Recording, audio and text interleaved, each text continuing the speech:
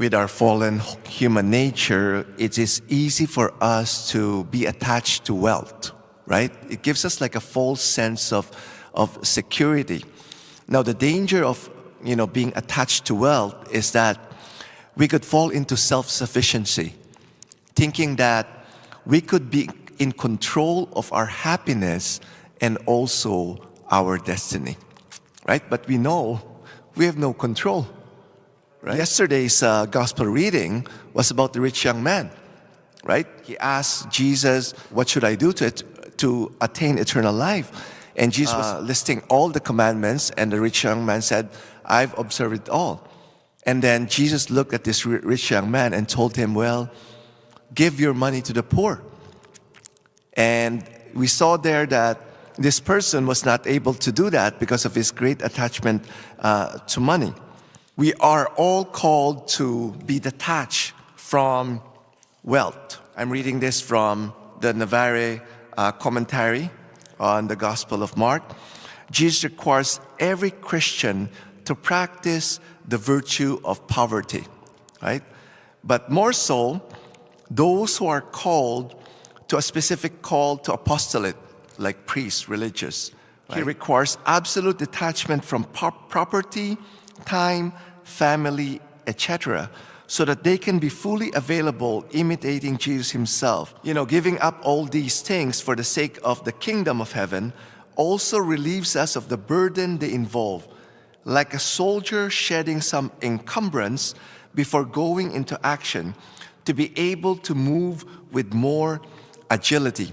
And when I was reflecting on this, it's hard. I've been a priest for 10 years now. I could easily still be attached to so many things.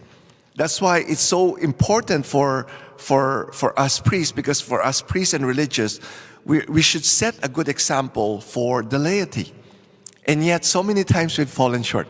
That's why it's so important for us, during this Lent, enter into this Lent, because Lent is like a boot camp wherein we are being trained to detach ourselves from things of this world.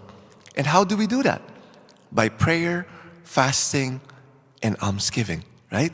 Praying and fasting, by that we weaken the flesh and strengthen the spirit. By that we're able to do the will of God, which is to love.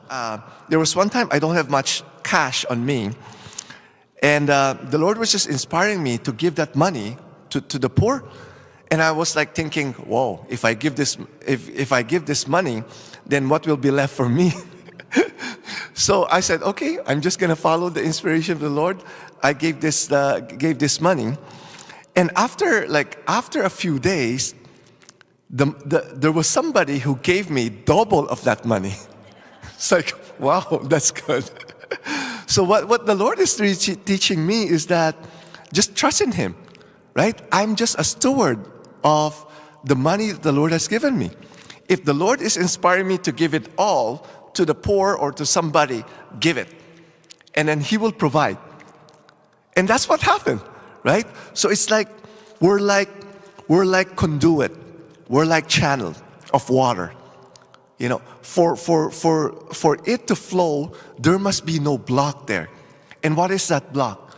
That block is being attached to money. But when we're not attached to money, that conduit, the channel, is free flowing. When the Lord inspires us to give, you just give, and then the Lord will give more, right? So let's practice that during this season of Lent.